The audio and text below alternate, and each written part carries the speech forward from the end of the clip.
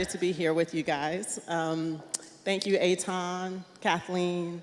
I had the pleasure of having several purpose-built communities members in my course at Columbia Business School, so I'm excited to share with you guys. I must say that I am in awe and sincere admiration for what I have learned over these last couple of days, or really few hours, about what purpose-built communities is doing. It's just awesome. So you should give you should give yourselves a hand, right?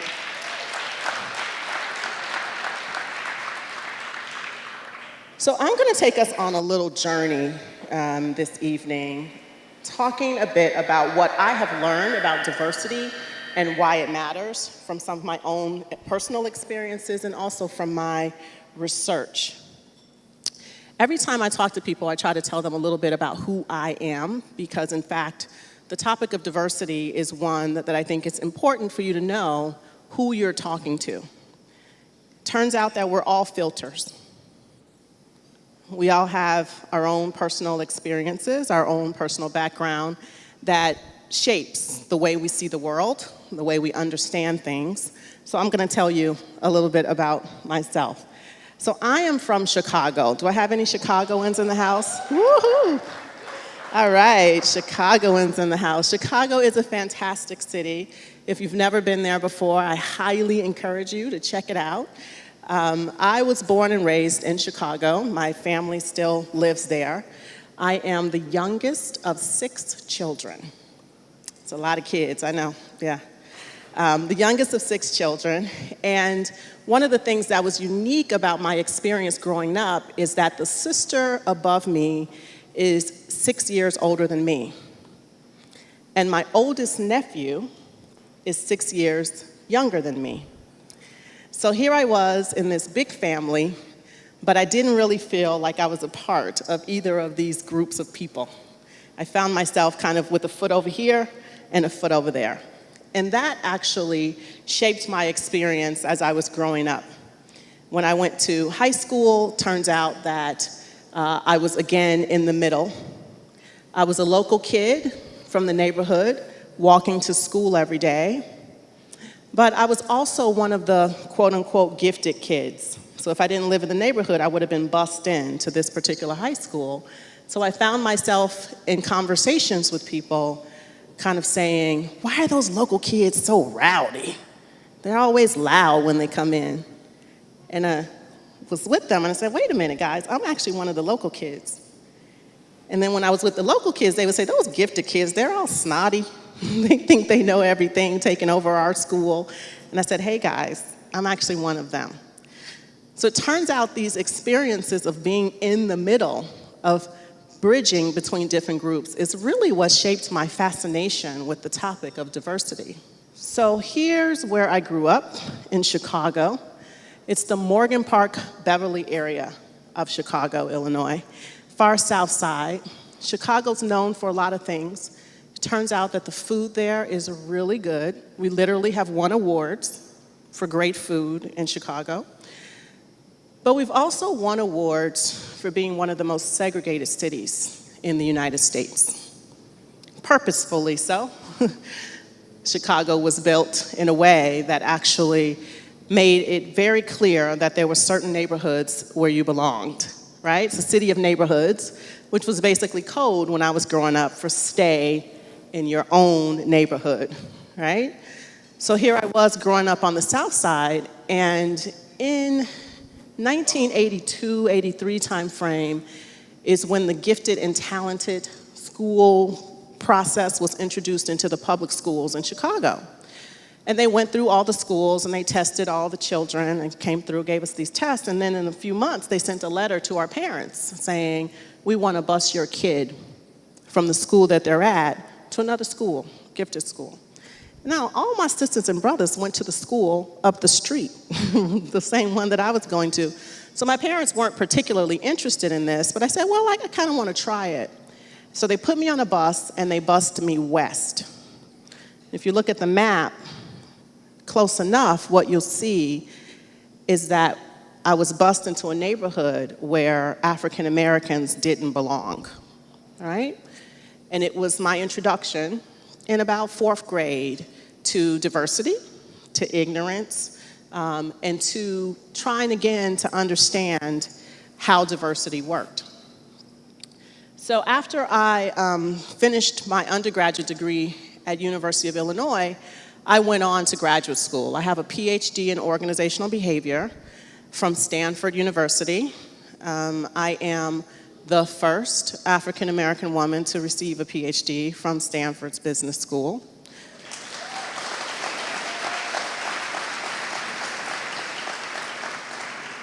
It's kind of scary sometimes when I say that, I kind of think to myself, I don't know if I really want people clapping for that. But it turns out that many of us in the room were first. You were first somewhere, and my children, you would think, would never have to be first. But my daughters have also experienced times when they have been the first, right? So we keep entering into these environments. So I started doing research on diversity and inclusion at the time when Workforce 2000 was a thing, right? Diversity is coming, watch out everybody, diversity is coming, was really the message at the time. And I thought to myself, well, this is interesting because every time I walk into a room, it becomes more diverse. Diversity has always been here. So what are we really talking about? As I started trying to understand the research, what do we really know about the influence of diversity, started digging into the research a bit. And it turns out there's a lot of mixed findings out there around what the impact of diversity is. But we've started to come to some, I think, shared understanding of how it works. So I want to share that with you. Now, if you look at the diversity research, I don't know if you guys can see this. I'll pretty much tell you what it says. If you look at the diversity research, you can start to see correlational research, a correlation between having more diversity in the organization and having some better outcomes down the road down here, right? So one example is looking at female representation in top management teams in S&P 1500 firms. A colleague of mine did this research and they said, you know what? If you look at all of these firms and you examine if they have gender diversity, you'll find that those firms with gender diversity actually make more money. They bring more value to the firm. It's like, okay, that's interesting. I have another colleague who's looked at racial diversity.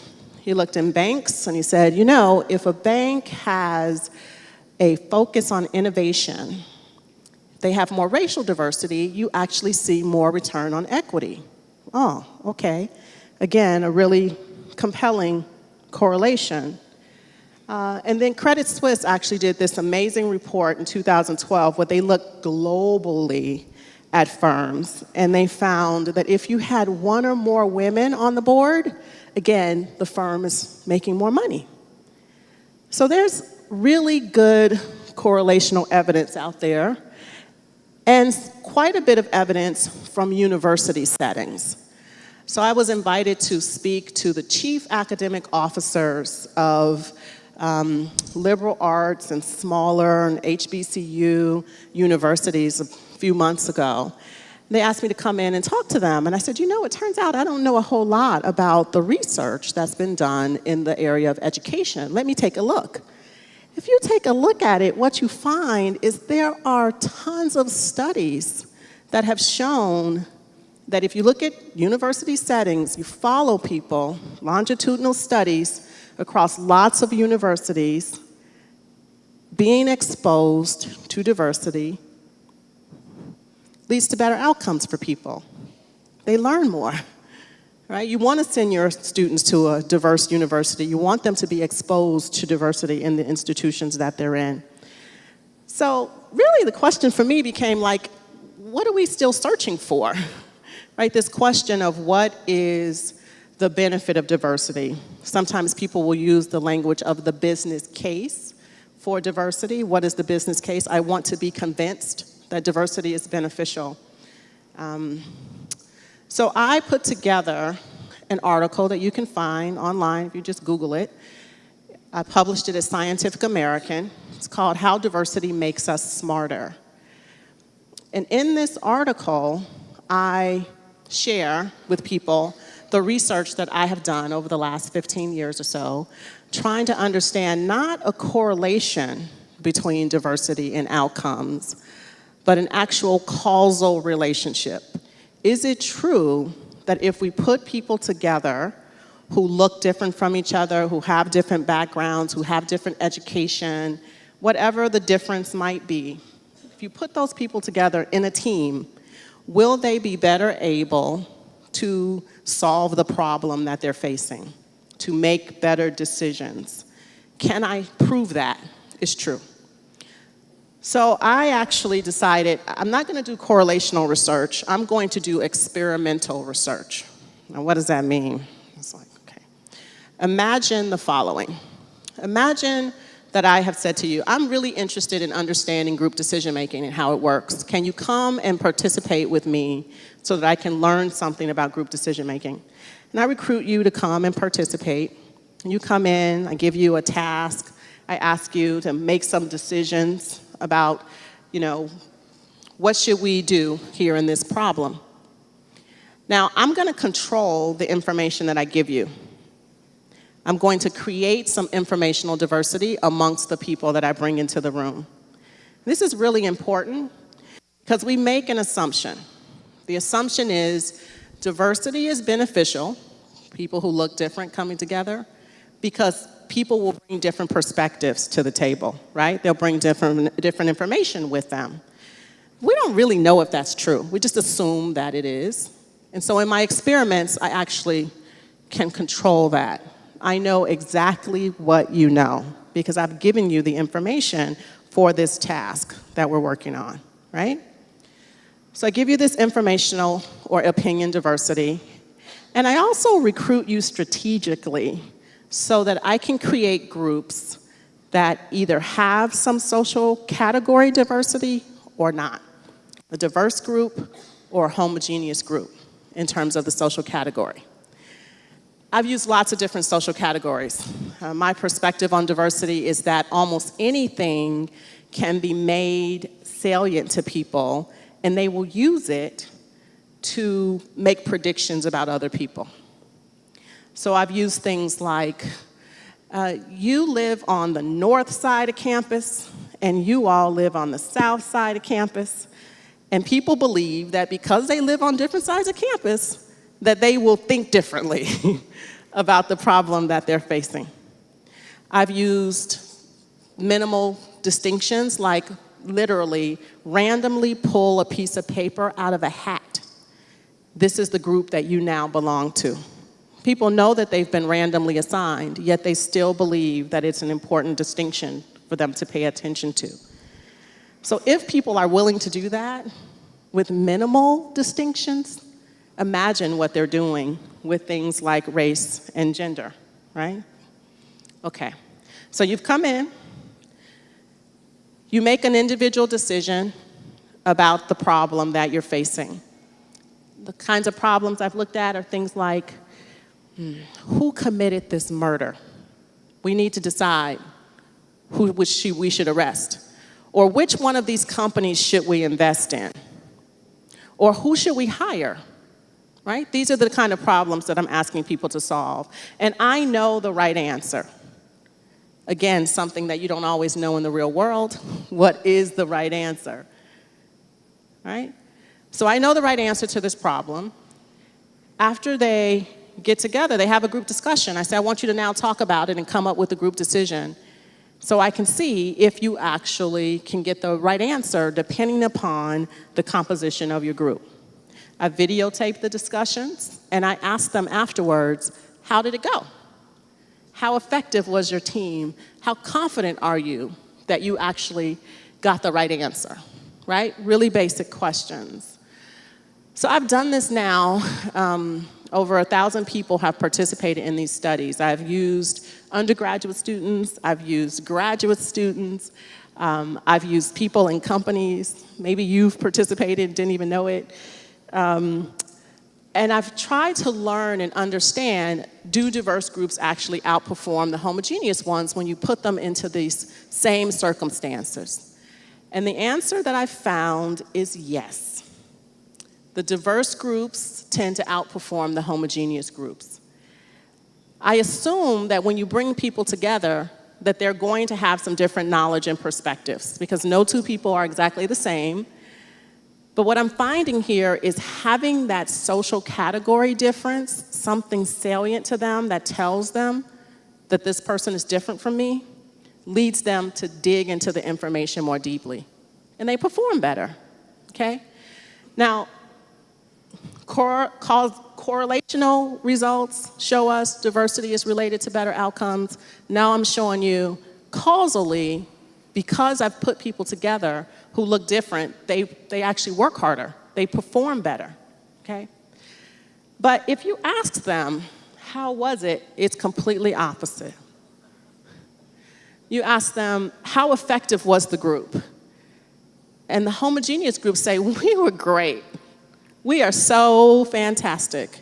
And we are so confident we got the right answer. It's that same thing. We probably have experienced this ourselves. When you walk into a diverse environment, it's not the easiest experience. And so you walk out of it thinking, this was hard and I'm not sure. But the homogeneous groups walk out of it thinking, well, this is fantastic. We're great. We got it right. If you look at this more deeply, what you see is it doesn't matter with the homogeneous groups whether they really got it right or not. They're equally confident. They got it wrong, or they got it right. The diverse groups, on the other hand, they actually do move their confidence, and it's related to if they got it right or not. So they actually are more confident when they have a thorough process that really gets to the right answer, right? Okay, so the real value of diversity. If someone asks you, what is the value of diversity? Your first inclination is going to be, oh, people who are different will bring different perspectives to the table, and that's it, right? And in some ways, that has a ring of truth to it, absolutely.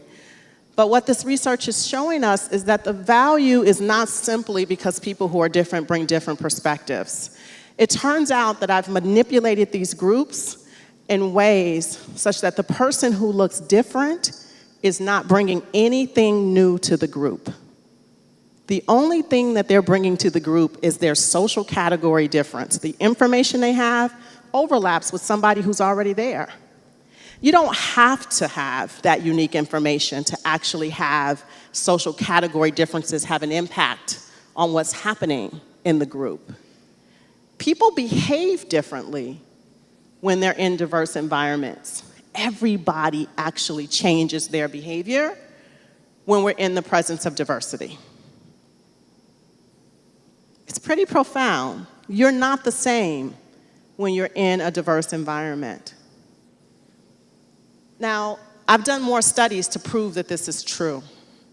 That even before you go into a group, if you know that the group is going to have some social category diversity, you actually think differently about the problem before you even go into the conversation, right?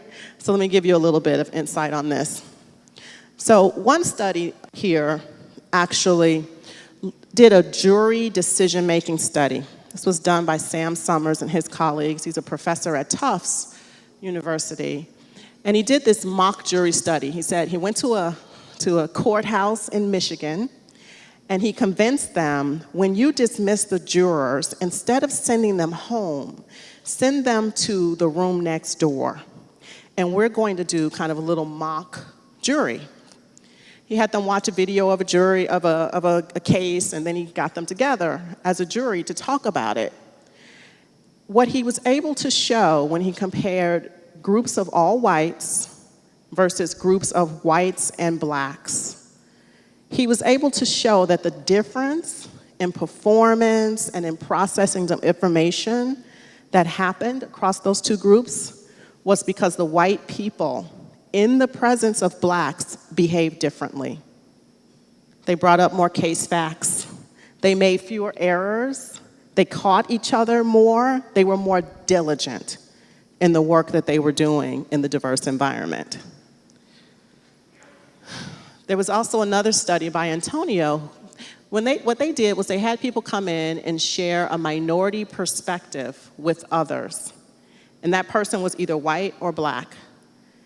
When the same minority perspective was shared by a black person, people thought more deeply about the problem than when that same minority perspective was shared by a fellow white. So it's the same information coming at you, just coming through a different filter, and you change the way you respond to it. Right? Here's one more.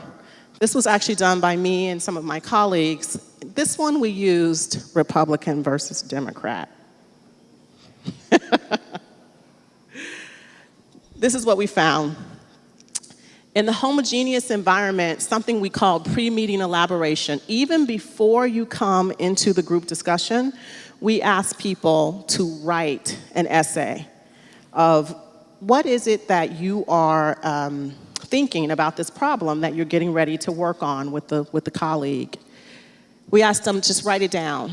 And we were able to evaluate how complex was their thinking. Were they thinking about both sides of the issue? Were they taking into consideration all the information they had available to them? When people knew that they were going to be talking to somebody who was different from them in terms of political persuasion, they worked harder. They wrote a more compelling statement. It had more elaboration. And because of that, they performed better, okay? So it's very clear to me. The reality is that when you get into a diverse environment, we work harder. We actually process information more effectively. Having that presence of diversity, seeing that diversity, legitimates and promotes expression of different opinions and perspectives. It makes us work harder. We're more creative. We elaborate on things more effectively. I've been able to show people put in more effort. They just try harder on things. So I'm clear. People work harder in diverse environments, and because of that hard work, groups perform better, right? But people are what we call cognitive misers. That is, we don't really want to work that hard. If you're telling me that I can get a paycheck without working hard, I'll take the paycheck and leave the hard work behind, right? We don't want to work that hard. So people are cognitive misers. They don't want to work that hard. And when they go through that process of actually second-guessing themselves and thinking about things in a complex way, they're not so satisfied with things. And that makes it hard to get people to seek out diversity, to sustain the efforts toward diversity, right? So what do we do? I have an analogy that I like to use. How many of you guys go to the gym? Raise your hand. Yeah, I don't. I shouldn't have raised my hand. I do not go to the gym. I'm still living off of the years of running track when I was in college and high school. And every now and again, I get motivated, and then I get busy, and then I get motivated, then I get busy. And some days in the morning, I'll put on my workout clothes, and I'll walk my daughter to school, and everybody's like, "Oh, you're going on a run." And I'm like, "Yeah, maybe." Doesn't always happen. But if you put on your workout clothes and you go to the gym and you just stand around in the gym, guess what? You're not going to get any benefits from that. And I don't get any benefits from putting on my workout clothes in the morning either if I don't work out, right? Diversity is kind of like working out in the gym. You think about it. If you go to the gym with the intention to actually work out, seeking some pain, you're going in seeking discomfort. You have to sweat and get all nasty. You feel the tension in your muscles, the pain when you're doing the reps. You're looking for that little bit of twinge, that little bit of pain in the muscles to let you know that you're actually getting some benefits from that workout. Same with diversity. The reality is if you go into diverse environments with the intention of learning from one another, with the intention of disagreeing, with the intention of seeking out some discomfort, and when you find it, actually relishing in it the way you do when you go to the gym, it's a lot easier to capture the benefits. Because the reality is, diversity is not about holding hands and singing Kumbaya. That's not what it's about. It's actually about learning. It's about growing. It's about pushing ourselves. It's about becoming better people because we realize that there's more than one way to think about things than the way we think about things. It's about realizing that we can't really do it by ourselves and that we have to humble ourselves to actually learn from other people, to benefit from the diversity. Now, let me be clear. You can take this analogy and stretch it a little bit farther. What if you go to the gym all the time? If you're in the gym constantly lifting weights, you actually might hurt yourself. So I will be clear. I need my sisters. I need my spaces. We all need our spaces to be with people where we could just be comfortable and not have to worry about it and not have to work so hard. That's totally understandable. But when you go to work, if you're coming to work for me, I want you to work. I'm actually paying you to work, not to sit around and be comfortable, right? So there's a balance that we have to find and a recognition that there are times when it's time to work and times when it's time to be comfortable. And that's okay, right? Now, I've done this work for quite a while, and I've had people sometimes say to me, "Oh, Kathy, it's getting better. Our kids are not going to have to worry about this because, they're already experiencing diversity all the time. So these problems that we're talking about are going to go away, and we won't have these problems anymore." Now, I have 2 children, 2 girls, 2 young African-American women growing up fast, 10 and 15 years old. And when I moved to New York City, thinking to myself, great, we're going to New York. I have a 4-year-old daughter at the time, and I put her in the preschool down the street in a church. The preschool's in a church. And one day, I got a phone call from my daughter's teacher. And she said, I really would like to talk to you. Amali had been pushed down on the playground. I found her crying. I'd like to talk to you about what happened. I said, okay, no problem. I called her back the next morning, and we started talking, and she was really upset. And I was like, well, they're just kids, something, she probably fell. She was actually pretty clumsy at that time. So I thought, what's the big deal? And she said, well, I was talking to another little girl. I asked her what happened, and she said to me that she pushed Amali down because she can't play with her because her skin is brown. Yeah. So here we are. It was 2011 in New York City, one of the most diverse cities in the world. And my little brown daughter was pushed down on the playground. Now, of course, the mom here, who actually studies diversity, I had to figure out, how am I going to approach this situation? I talked to the teacher, learned a little bit about the parents and the family of the young girl that pushed my daughter down, and I actually decided, we should get to know them a little bit. And we went to their house, they came to our house, we had conversations, and one thing that the mother told me really stood out. She said to me, when I was at her house, she said, my daughter actually has been bullied, so I think maybe that's what's going on here. She's bullying your daughter because that's happened to her. And I said, oh, well, really? Tell me more about this. She said, well, my daughter was bullied because some of the other kids that in the building we live in Harlem, we intentionally decided to live in Harlem. They actually bullied her because I work from home, and she doesn't have a nanny. And the other kids do have a nanny. And I said, oh, that's interesting. And she said, well, I work from home, and when we're coming home from school and going out in the mornings, there's all of these nannies, and I don't really have anything in common with the nannies. So it's kind of uncomfortable for me when I'm on the elevator and, the kids are talking and the nannies are speaking another language. If you know New York City, what is absolutely true is that the majority of the nannies in New York City are people of color. They come from sometimes other countries, sometimes they might speak French or Spanish, etc., and they are brown. They are typically brown people. So as she was talking about this, I was listening, I was getting this picture in my head, the same picture you're getting in your head, of this white mother being uncomfortable in the elevator with her child and these other children and these brown nannies.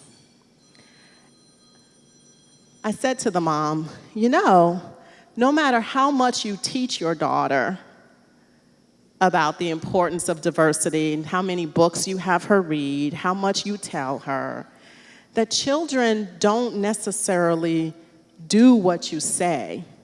They follow your behavior. They do what you do. So as long as you're uncomfortable with these nannies, as long as you're not talking to them, as long as you don't believe there's a need for you to have a relationship with them, your daughter will also believe there's no need to have a relationship with my daughter. So the reality is that we all have an opportunity. We all have a responsibility. We all have, I think, have to have the humility to recognize that what we do every day, the interactions we have with other people, set an example, right? Set an example. And we're setting an example for children, and I don't believe this problem is going away by itself, right? So I've actually tried to start thinking about how do we get people then to make connections across boundaries. And this example that I'm giving you here is particularly about racial boundaries, but there may be other boundaries that need to be thought about. So what do we typically do when we get to know somebody in, let's say, at work, or a new person that you meet? We tend to kind of look for things we have in common. I did it myself this evening. Well, so where did you go to school? Where do you live? You're looking for similarities. You're like, yeah, I want to hear. I said, I did it this evening. Who's from Chicago? Whoop, whoop, Chicagoans in the house, right? We do it all the time. We look for similarities because it makes us feel more comfortable. It just makes us feel better when we find these similarities. So I've challenged people to, instead of looking for what you have in common with people, to instead approach interactions with people you don't know with a completely different mindset. And that is looking for things that are unique and different between you and them. Things that are not in common. Things that are, in fact, different. Now, we've been doing this little exercise with people in organizations. In fact, one of the times we did it was at an event for women on Wall Street. We did this thing, and we asked them to turn to the person next to them and talk about what was unique about them and write it down on a piece of paper. And then we asked them, how comfortable would you be sharing that information with a colleague at work? Let's say a white male colleague. Let's say somebody who looks different from you. And the first question I got from the audience was, what does it mean if the thing that's most important to me on this piece of paper is the thing that I am least comfortable sharing with a colleague at work? What does it mean if I don't really want to bring my full self to the workplace and share with people who I really am? I said to her, you really need to think about that. Because if there's not one person in your organization that you feel like you can make a real connection with, that's a problem. It's going to be a problem for your career. It's going to be a problem for your outcomes. So the reality is we have to make real connections. We actually have to put our guards down a bit, Be okay with difference and uniqueness, because it turns out that no two individuals are exactly the same.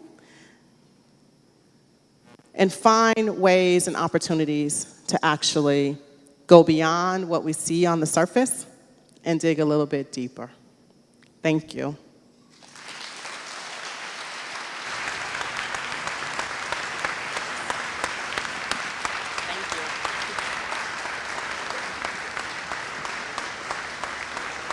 Thank you so much.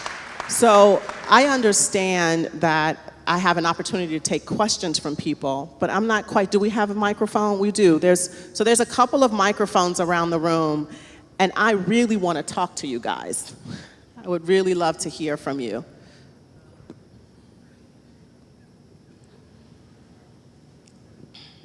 I'm a professor, so I will cold call on y'all.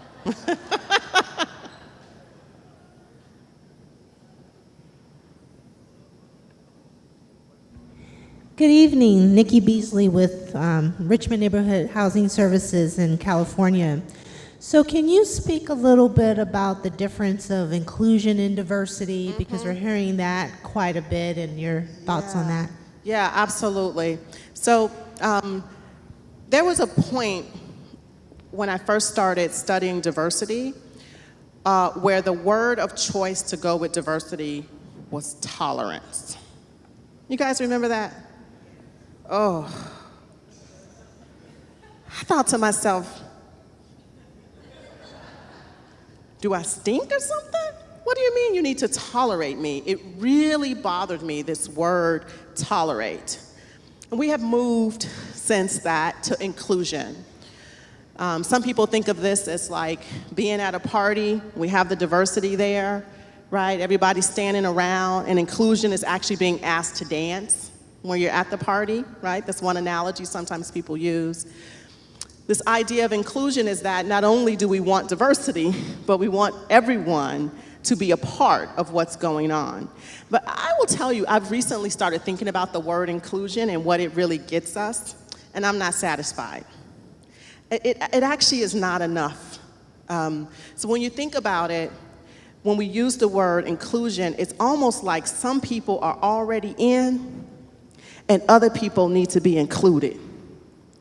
And typically, it's kind of code in some ways of we need to include the people of color into this situation, right? So I have actually started toying around with other words. Like, what if we said diversity and ownership? Everybody who comes into the organization owns the organization. And if you think about it, every employee is a shareholder. They're getting a check. They're owning some piece of what's going on in this organization. And if, in fact, I am an owner, then I also have a responsibility to shape the organization, to have an influence on the organization. I've also used the word influence, mutual influence, ways in which not only you're not including me in this, you invited me to be a part of it, I'm just as much an owner of this place as anybody else, right?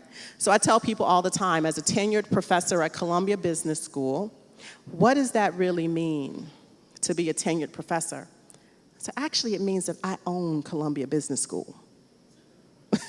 Yes, I own it. It belongs to me just as much as it does to anybody else. And with that comes a responsibility to shape it, to make it better, to try to make it what I need it to be for me, and make it better for everybody else, right? So inclusion is really an important word, but I'm hoping that we will continue to push on what that word really gets us. And I don't think it gets us enough. Yeah.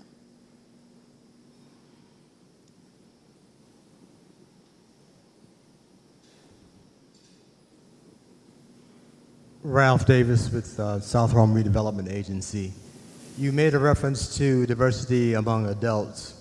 Have you done a study with the diversity among children, kids? Say, for instance, how a less diverse teaching structure affects their learning? Yeah.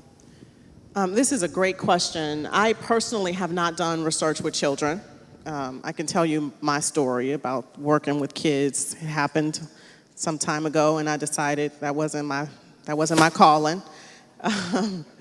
But there are others who have done research with children, and a lot of the classic research on how do you get people to work together across boundaries was actually done with children in classrooms, with the idea being that when you bring people together from different groups, there's a few things that you want to make sure are in place to make sure that those groups can work together effectively, right? This kind of idea of contact, having some intergroup contact.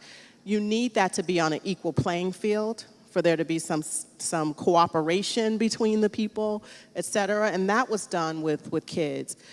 We also know that role models really matter. The people that are in the front of the room really matter to people's aspirations and dreams and abilities to actually kind of go and be their best. So absolutely, diversity in the classroom is really important, both in the front of the classroom and then in the seats as well, right? In the seats as well. Yeah, it's a great question. I suppose one of the other questions is, how do you then take what we're getting here at a workshop like this, a seminar like this, back to the real world, quote unquote, where we're dealing with people who are not in these kinds of environments, where they're not hearing the same message, and so you're now trying to bridge the gap. So what kind of practical things would you suggest? Yeah. So first of all, you need to be the example that you want to see. Right? I mean, so the reality is I have a long time ago decided that I should not sit around and wait for other people to make the environment what I need it to be, or to make the team better, or to listen to me, right? I need to actually be, an architect of my own environment. And so I encourage people to actually be empowered enough to actually try to architect the environments that you're in. So things like shaping the actual group process. If you're working with a group of people and you want to make sure that everyone is being heard, think about, how do we make sure everyone is being heard? Be the person who says, you know, we haven't heard much from Kathleen today. Kathleen, I would really like to know what you think. You be that person if you're not hearing from everyone in the room.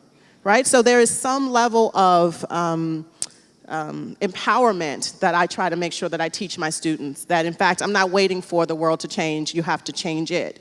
And then the other thing that I would say is that ultimately, we do want to keep pushing on the systems that we're in. The reality is that there's a lot of forces that are having an impact that are, not within our power. And so the work that you're doing here, shaping communities and seeing that there's a holistic picture, super important. Yeah, super important. There was another question right here in the front. John. Hey, so you use the term cognitive misers, where people will make a choice to be comfortable even if there's a cost to it. Have you seen any research, has anyone done the math of collectively on a macroeconomic level, what does that cognitive miser behavior cost the United States? Yeah. Oh my God, that is a fantastic question. I want to give snaps for that question. That is a fantastic question. So the question is, has anyone done a systematic analysis or put into numbers, dollars and cents, what we as a country are losing because of this cognitive misership, I guess you could say? I don't think so. But maybe someone else here knows of something. If you do, I'd certainly like to know. I have not seen anything that has actually put it into dollars and cents. The thing that has been hard, I guess you could say, about the research that I've done is that you don't know what you're missing out on if you're missing out on it. It's kind of a weird thing. Like, you don't know that people in that homogeneous environment are not sharing information that they have. You don't know that people disagree with each other in that homogeneous environment because they don't express it, right? So you don't know that you're missing out on anything. And when I go into organizations and they say, well, we tried diversity and it was really hard. We hired these people. We're in the middle of Pennsylvania. It wasn't a place they really wanted to be. We did all this hard work to get them here, and then they left. So there was turnover. Is it really worth the investment? And diversity doesn't, most of the research shows it doesn't pay off right away. It takes time and investment and intention and commitment to actually reap the benefits of diversity. So I haven't seen anything, but I would love to get with an economist and figure it out. Yeah, it's a great question.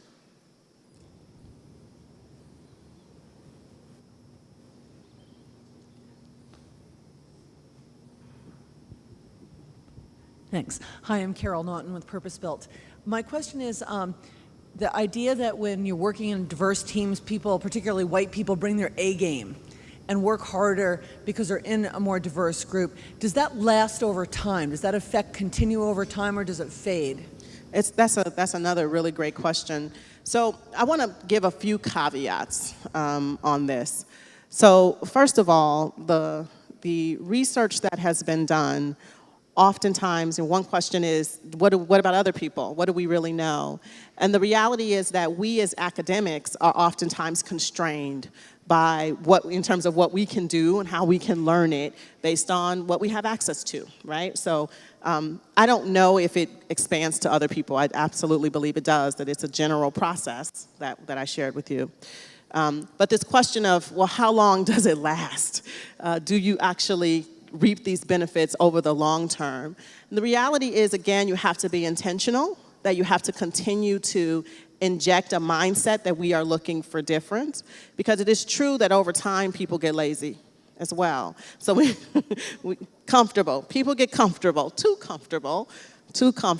And so there has been research done, for instance, on, well, how long should you leave a team together, working together, independent of what the composition of that team is.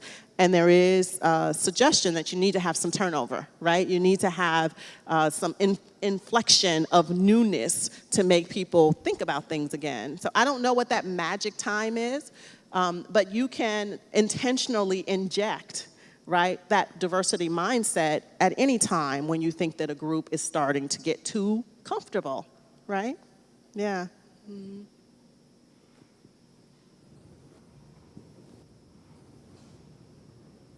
So I'm surprised no one has asked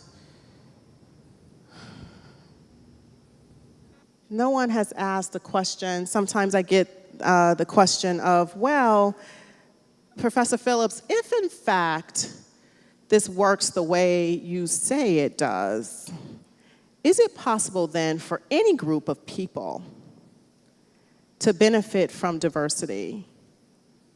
That is, you don't really need social category differences to benefit from diversity. You could take a group of people who look all the same and get benefits from diversity, right? I get that question sometimes in organizations. How can we actually get benefits of diversity without diversifying? Yeah, it's a real question. How can we get benefits from diversity without diversifying? Now, it's interesting because I have this saying of diversity begets diversity. That is, the more you see and get comfortable with diversity, the more diversity will then be attracted to that environment, the more benefit you can get from it. Diversity begets diversity. And so even in environments, and I oftentimes find myself in spaces and places where there's not a whole lot of visible diversity, even in those environments, I tell people, actually, it is really important in this organization to celebrate the ways in which people are different, to actually make difference normative, to invite in people from different universities. Don't hire everybody from the same place, and make it clear that you're not hiring everybody from the same place. Invite in diversity and celebrate that diversity, because diversity begets diversity. I would much rather go into an organization as an African American woman that is already celebrating and comfortable with difference than to walk into one where difference is bad and nobody wants to be different from anybody else, right? So diversity begets diversity. Please, go ahead. Hi, Colleen Murray from Fannie Mae. At what point do you actually reach diversity? So, we talk about we need more diversity in leadership roles. So is that hiring one female to a 10-man team? At what point have we reached that magic ratio? This is a question that I typically kind of avoid answering because I don't want anybody saying, well, Professor Phillips said we got our one, so that's all we need. We're done. Most of the groups that I have looked at have had 33%, right? A person different. 66% of the people looking the same, okay? A third. And there is some research evidence that suggests on larger teams that a third is important, right? That you get kind of over some hump. But it's also true that actually my colleague Modupe Akinola, who's a professor at Columbia and a friend of John's, found out tonight, she's been doing some research where she's showing that we started off with boards, trying to gender diversify boards, and most boards had one woman. Now if you look at boards, most of them have two women. So we went from being tokens to being, from tokenism to toucanism, right? Where you have two. People look for what is normative, and then they kind of feel like, okay, we're done here. I actually try to get people not to think about diversity as some zero-sum environment or some zero-sum game that you're playing, because the reality is that, these things are just, they move around and they change depending upon context and all kinds of things. So there is no magic number. There is no magic number, and really what we should be doing is trying to make sure that we have environments where everybody and anybody that we have there can thrive, and that you have environments that the best people want to seek out, right? And you invite those folks in, no matter what they look like. Yeah. It looks like I have one more question in the back. Hello, Jared from Athens, Georgia. Can you talk a minute about organizational complexity and how that relates to the effectiveness of what you're talking about? Because obviously a board is different than a company, is different than a whole community and a whole city, with educational levels and racial diversities and whatnot. Yeah. This is another really great question. So there's a couple things that we know from the team level about when diversity is most beneficial. So with respect to the question that you're asking, if you have a routine task that is easy to accomplish, diversity is not necessarily going to get you a bonus or some kind of benefit over homogeneity.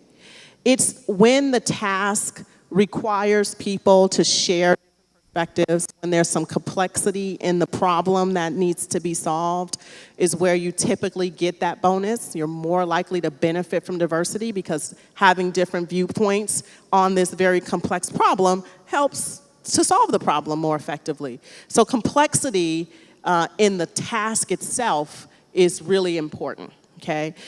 We oftentimes think about this also as in the terms of innovation.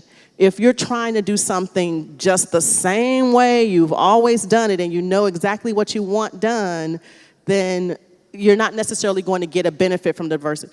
That doesn't mean you shouldn't have diversity, but you shouldn't necessarily be expected to make $1 million more because you have diversity, right? So the complexity is important to think about. You want innovation, complexity, diversity should get you some benefits.